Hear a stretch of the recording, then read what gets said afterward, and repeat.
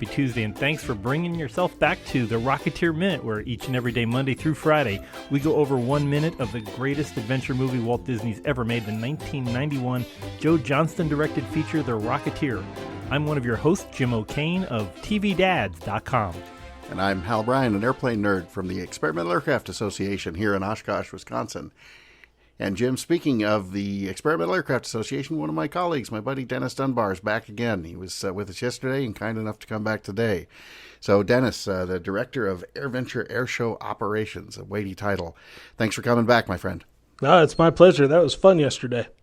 Yeah, how many people go to the air show? I know that it's a huge number, but I don't know the exact figures of how did last year go? Yeah, put your promoter hat on, Dennis. 1.2 million people. No. I'm kidding. No, we have to. That's per minute through the gate. That's right. About 1.2. I think last year we had about 560,000. Is that right, Hal? Yeah. It always adds up. It's been pretty historically in that half million range. And on any given day, I think there might be 125, 150,000 people on the grounds, something like that. It could be I thought it was a little higher than that, honestly. But yeah, it's a great crowd. How many planes are on the ground at any given? I'm assuming half of them are in the air, but well, we will have 10,000 airplanes here throughout the week, and but on the ground at any one time, it's a little less than half of that. We can't physically fit any more airplanes on the airport. Right. So yeah, we have had a few occasions, certainly in the 9 years I've been here, that it's actually been full. That there is not another parking spot for another airplane, and so airplanes have to divert to nearby airports and wait for things to open up. We'll have turnover. There is turnover, so it's never like we're full. You may fly in and end up going to Fond du Lac or Appleton for the night, but usually that next morning we can get you back in here. As we start departures at 6 a.m. and arrivals don't start until 7 a.m. and usually we've got place to accommodate those folks that do want to come and camp at Oshkosh. So, but it's probably good to point out for those that don't know, and forgive the sort of inside baseball, as they say. But if you're not aware, this event we talk about here in Oshkosh every summer. Our airport, our humble little Whitman Regional Airport, becomes the busiest airport in the world for 1 week. Wow. The tower guys get combat pay for that week? Or do you get that duty if you're bad for that? Actually, no. The tower guys bid for it, and they come from not quite all over the country, but it's a contract control tower, sort of the rest of the year. And so the guys that are working the tower now that I'd go and talk to today if I were to go flying right this afternoon are not the ones who are working the air show. It's a group that's assembled and people bid for it, and it's considered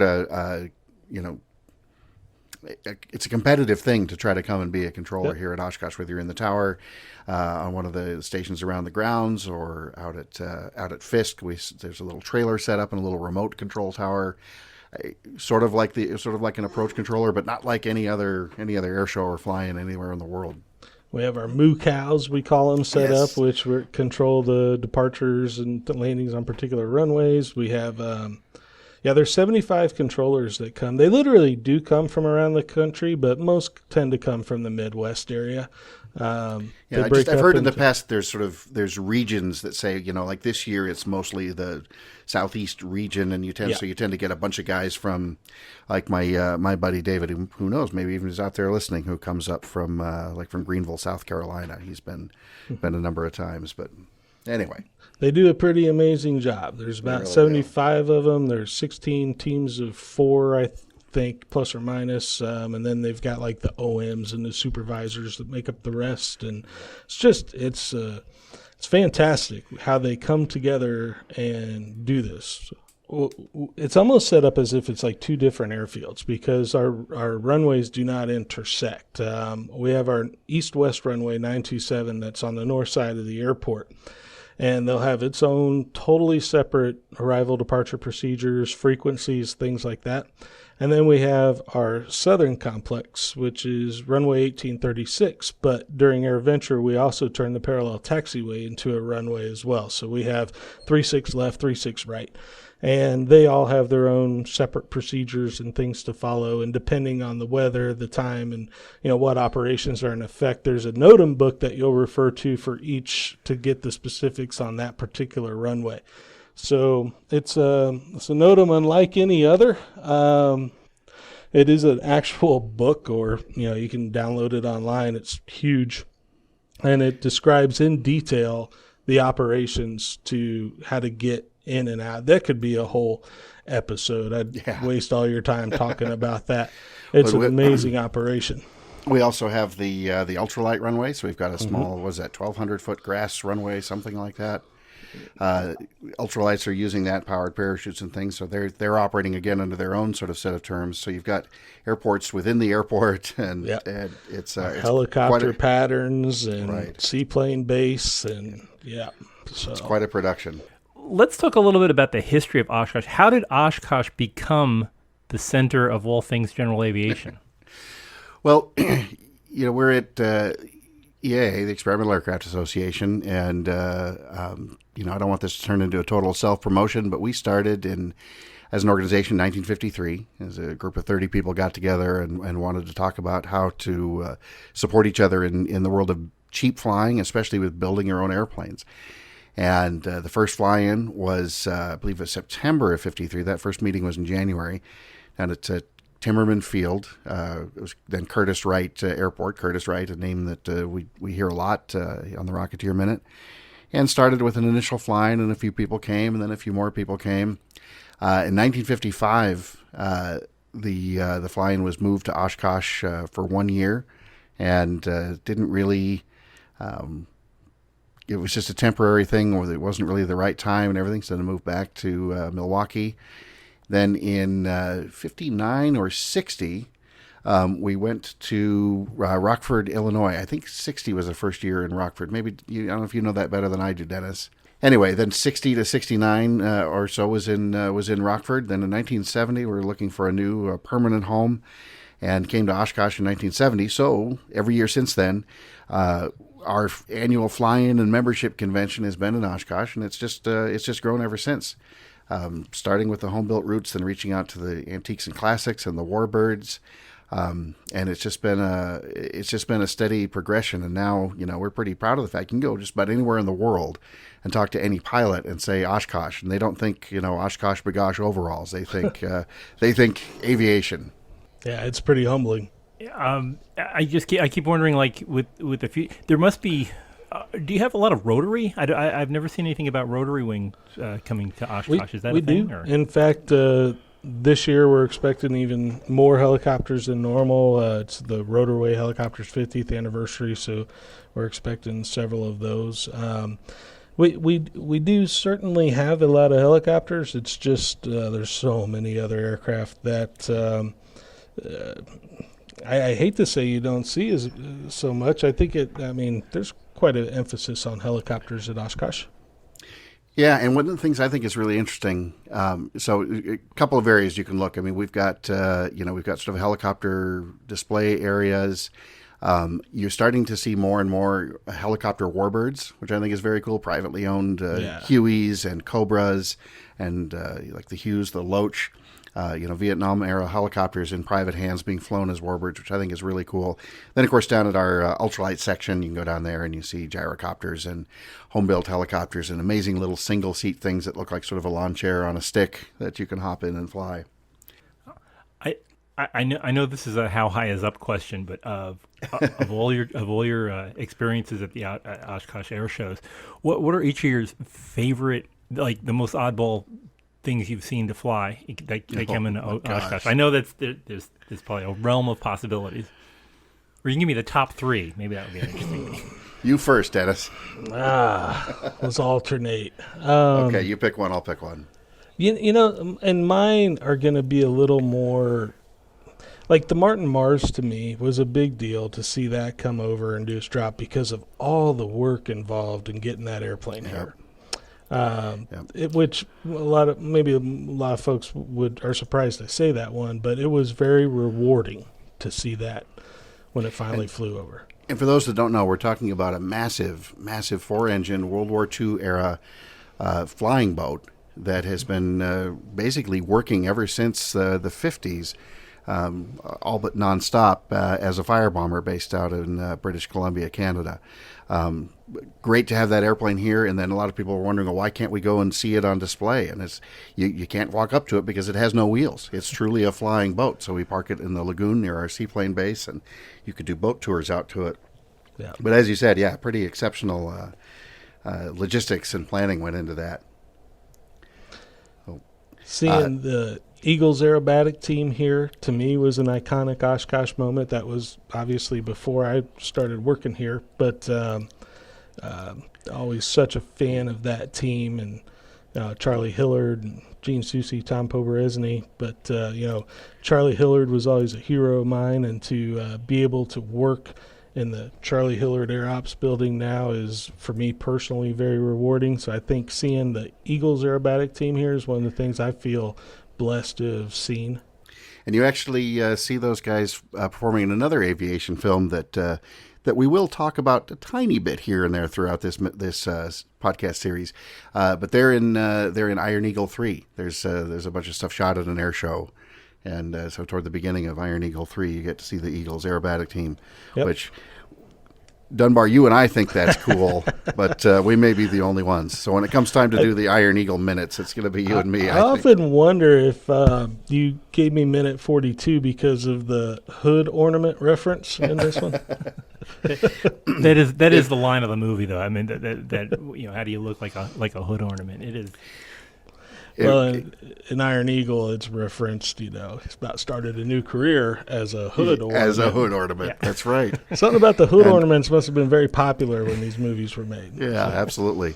And another, not to give away the store, but for those that don't know, if you've seen the original Iron Eagle, and if you remember, Doug Master's girlfriend was played by a teenage Melora Hardin, who's also here in our film, and the singer in the South Seas Club. Yeah. Before she went on to become Jan from The Office.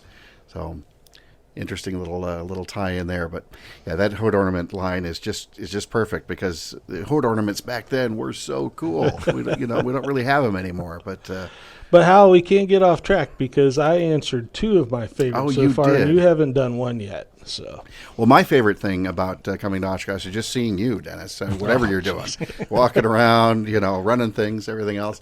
Certainly the Martin Mars, kidding aside, was a huge deal for me. And it's tough, and this isn't a cop-out answer, but it's so tough to pick anything, because this is one of the few events or things to me where sort of quantity is quality. It's like, going and seeing thousands and thousands of airplanes anywhere at the same time is a huge deal for me. One of the biggest things, probably two things that stick out, the last several years, aside from seeing our own family airplane here after a 3-day flight from Seattle, my first visit back in 1989. Aside from that, it would be probably White Knight with Spaceship One, sort of stopping in Oshkosh between headquarters in Mojave, on their way to drop off Spaceship One to be on display in the Smithsonian Institution's National Air and Space Museum. So that's a big deal, that you've got what is now this historic, sort of priceless museum piece, but we're going to stop at Oshkosh and let everybody get a good look at it before it gets hung up in the museum. And effectively the same thing happened with it wasn't quite as a direct route, but with the Boeing 307 Stratoliner. Oh, wow. Absolutely beautiful, stunning. The nose looks kind of like the Rocketeer helmet, in fact. So if you imagine a B-17 with an airliner fuselage on it, only 10 were built. Amazing that one flew, and Boeing worked heavily on the restoration of that.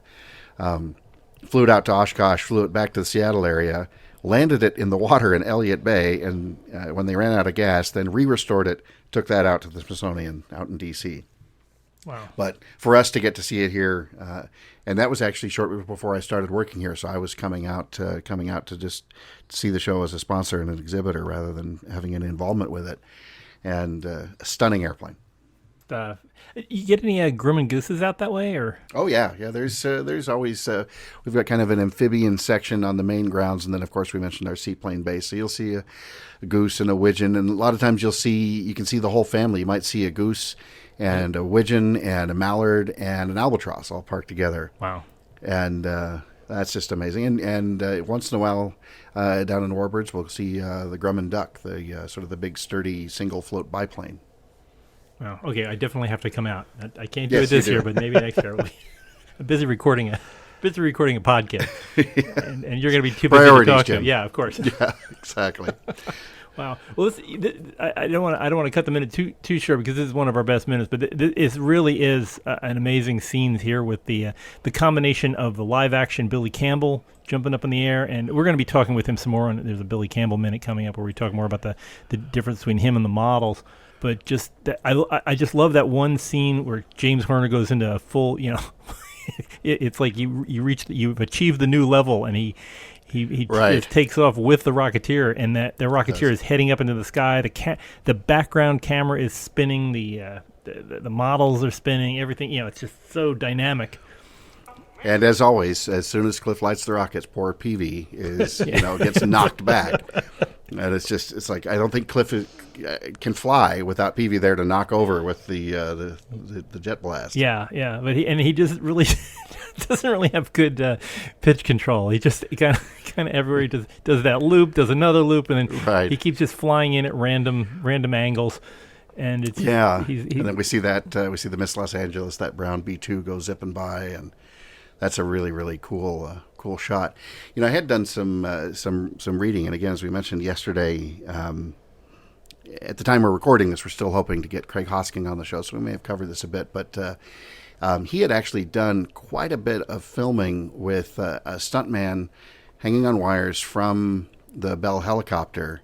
So you've got the stuntman, you've got the some degree of practical effect flames coming out of the back of the rocket, and then the helicopter just towing him around and things like that. And I think we see a tiny bit of that, but he said that Joe Johnston just thought that it just didn't ever look like he was going fast enough. The fastest he could go towing the stuntman under the helicopter and make it stable was about 60 miles an hour, and that wasn't enough to give the great effect. So certainly in this minute we see composited models and that sort of thing. But still, imagine hanging from a helicopter at 60 miles an hour on a wire. Right. And then you've got a director down there saying, I don't think that was fast enough. More intensity. Yes, exactly. Faster, more intense. But quite a scene. And we get a great view of all the good people of Santa Maria who wanted to be in the show. And sure enough, there they are at dawn, just getting their picture took. Something like 700 extras brought in to fill the grandstands.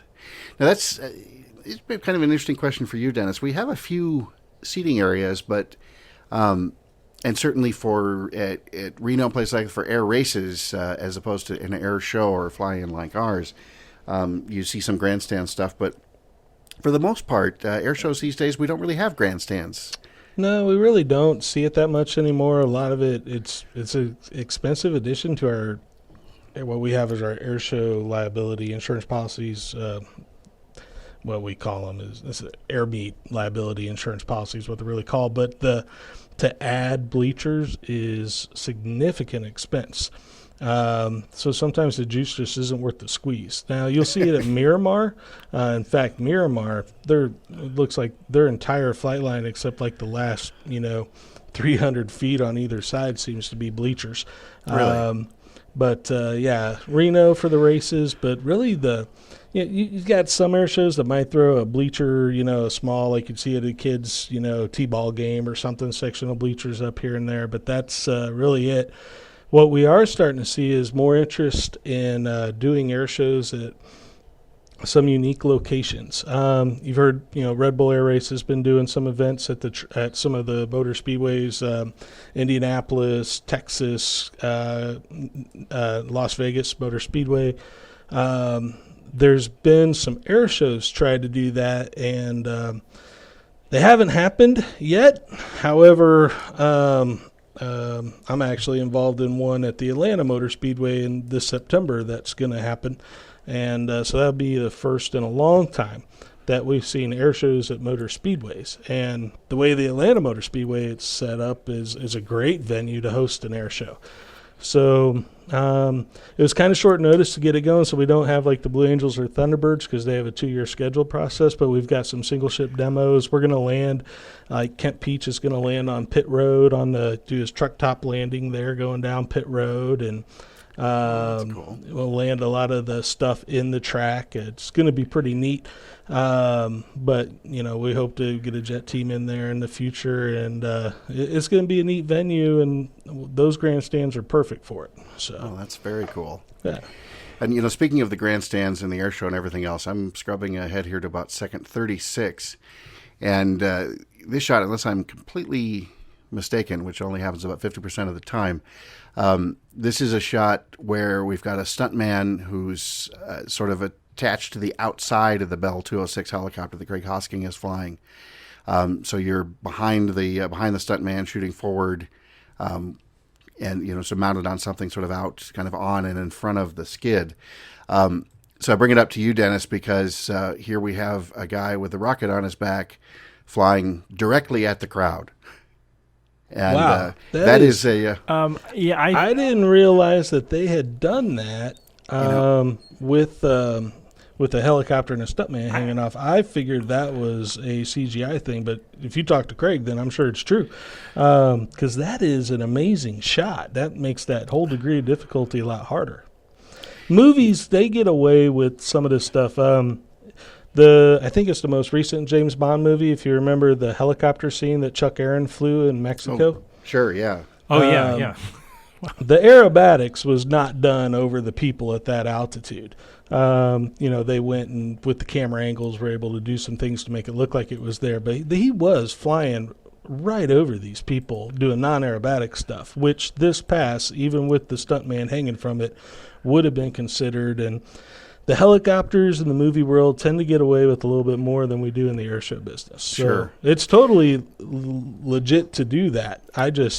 That's an amazing shot they pulled off. See, and I had always assumed that this was just model work or something else, but when you go through it frame by frame, the lighting and everything just matches, to me, matches too well, too perfectly. And knowing that they shot a lot of stuff with that stuntman sort of attached to the helicopter, again, not dangling on a rig, but sort of attached out there. But of course, directing energy toward the crowd is a phrase I've heard you use in air shows as being it's aerobatic energy. Aerobatic energy. Okay, interesting. And that's not necessarily aerobatic, but that's true. It is interesting. Yeah. And, I watched this about 14 times now since you mentioned it, and I think you're right, buddy. That is so cool. Look at that. Yeah, and of course, like you said, it's not an air show. This is a although, what kind of waivers could you possibly get those people to sign? Right. We're going to throw somebody at you at about 60 miles an hour, and it's a helicopter right behind them. Well, like you said, so movie, movie rules very, very different from airshow rules. But interesting though, because you've got these people in the stands are just it's not 700 stunt people up there. It's extras also, from Santa Maria. The FAA has people dedicated to doing these kinds of things. And, one of the reasons that Hollywood would use Craig Hosking so much is the relationship he has with these folks. And sure. There's a trust there. And so they're able to do those things. Yeah, it is a stunning thing though. Just watching this and knowing, this is well before the days of heavy green screen use, or this would possibly be, not only the crowd would probably be CGI as well as the Rocketeer being CGI. Yeah, and the sky and the ground and everything else would the whole thing and CGI today. It all would have been the same time of day. I mean, when we watch Paul Sorvino, obviously it's near noontime with the sun is high in the sky. When we cut back to the Rocketeer flying over the crowd, it's either early morning or late evening.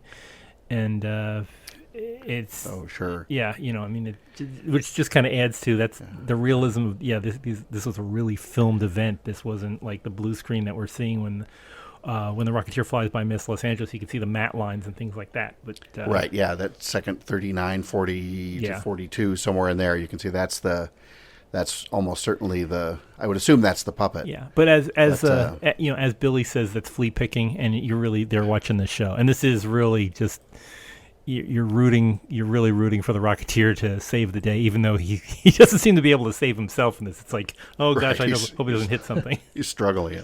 Yeah, and then of course you've got that great line. You've got the reporter talking to the cameraman. Tell me you're getting this, and then that, I don't know what it is, but I'm getting it. That scene like second 37, 38, where he moves his fingers.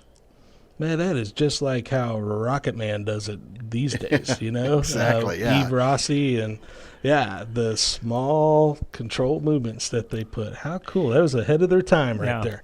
That really is. It's interesting. You look at his left hand is very, very flat, no drag. His right hand is turned a little bit. That's, and if...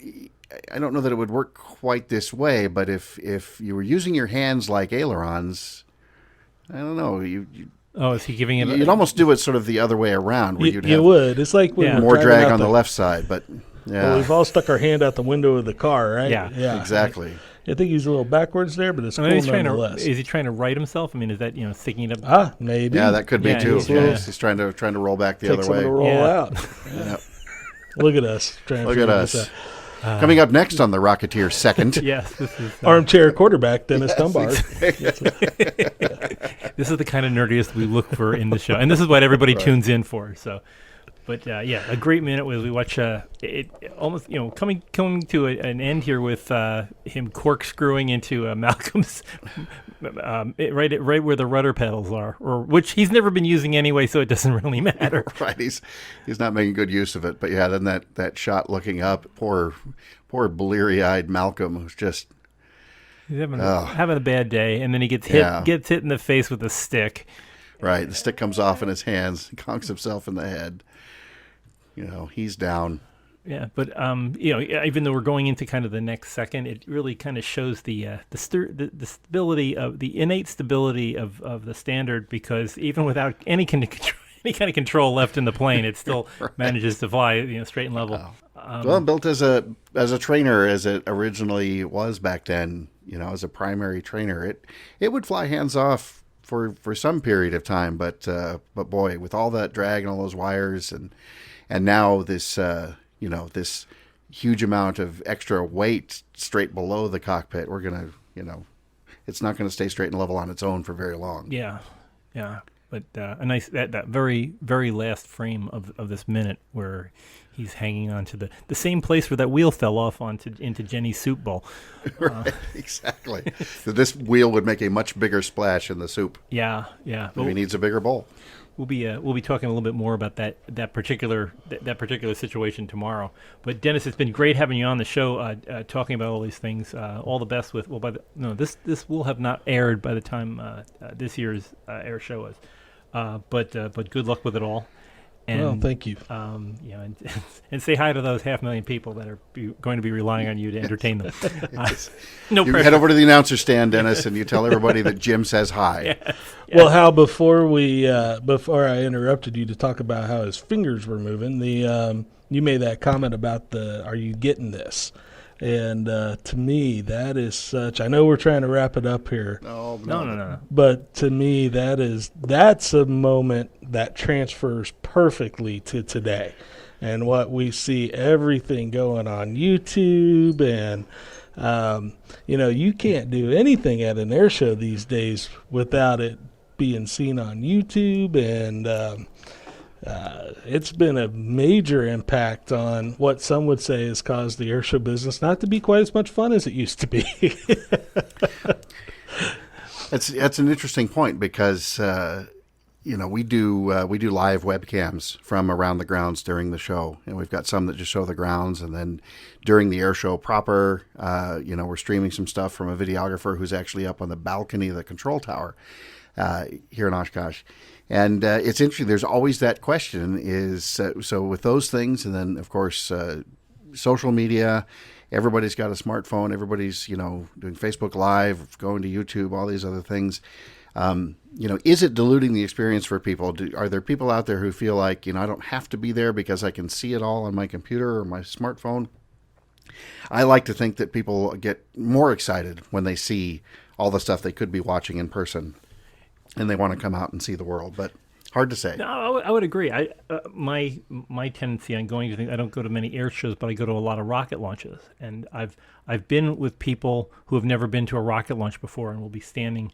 I usually watch from Titusville across the river from Pad 39, and when the shuttle would take off, everybody who's there for the first time watches this, and no matter, they always say the most unnecessary thing ever needed to be said. They say, "Look at that," and everybody's looking at that. You can't you can't even place trying to explain the experience versus looking at it through the other side of an iPhone. It's such a feeling, the sound and just the whole sky, and hearing 100,000 people yell at the same time and clap. I mean, and I'm sure that's how Oshkosh is when you have planes flying overhead or somebody doing a roll and everybody applauds behind it.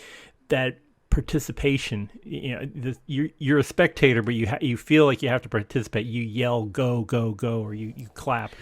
Well, it's funny that you say that, and especially stray from Oshkosh very quickly.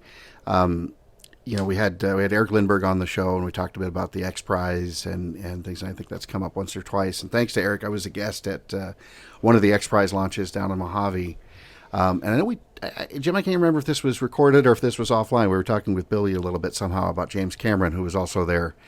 But so folks may hear a little bit of that story, maybe not. But the one thing that does stick out, two things. Number one is every sign, every person in the place was wearing a button that said "Go." The word "Go" was just everywhere at this wonderful private manned space flight down in Mojave. But then Jerry Pournelle, the science fiction writer, was there. And he was the one person who wasn't looking where everybody else was. He had his back to the entire thing pretty much the entire time. For some reason, he was sort of holding court and grumbling about NASA this and, everything else. And finally, he got up the nerve to say, the Spaceship One is about to land. And, we're all watching this historic moment. Hey, Jerry, you're gonna miss it. And he just looks and says, I saw it a week ago. It's like, well, okay then.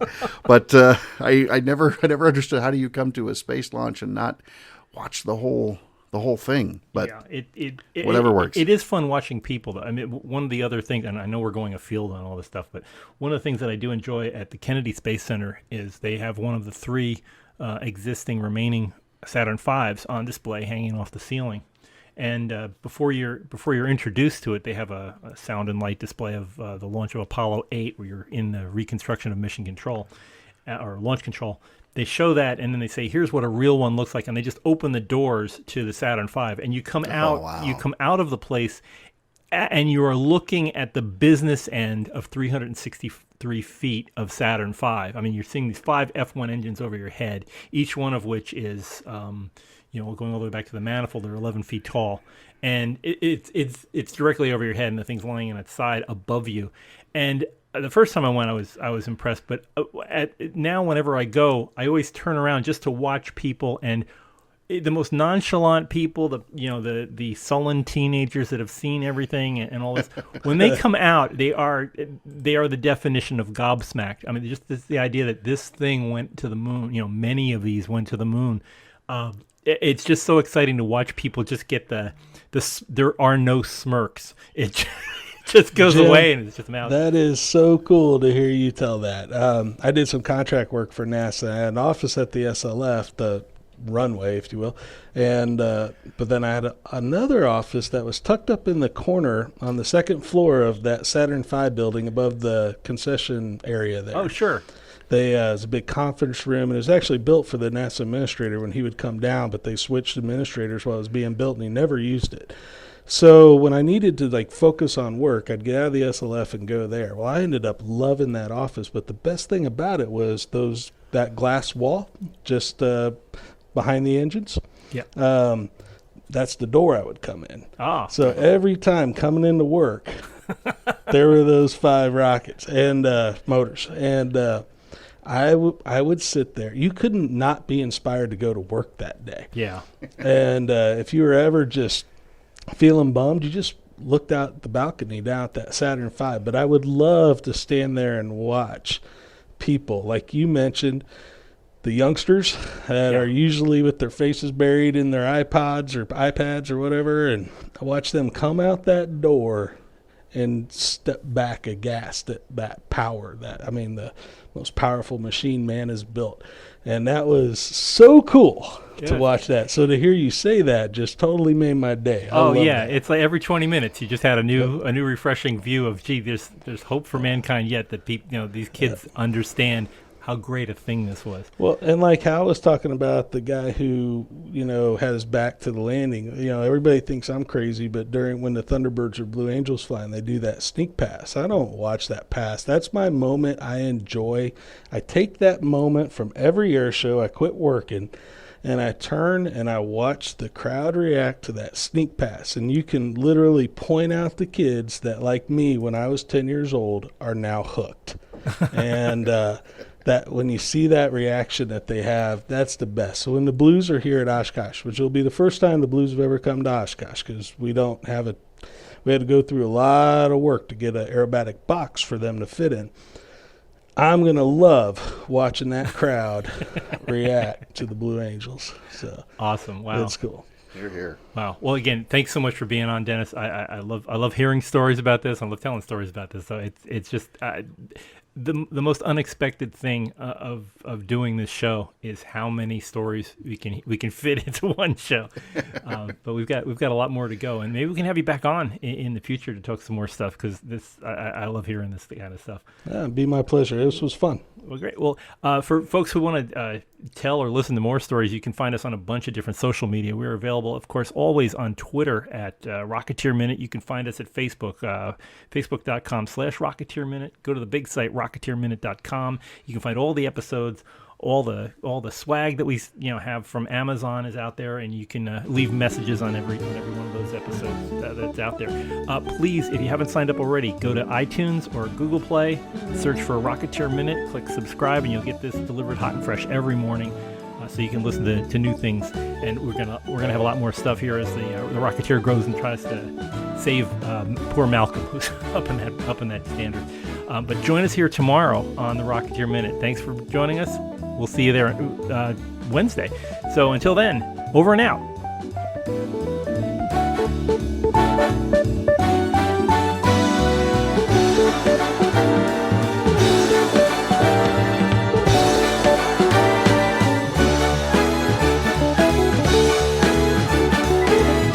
Go get him, kid.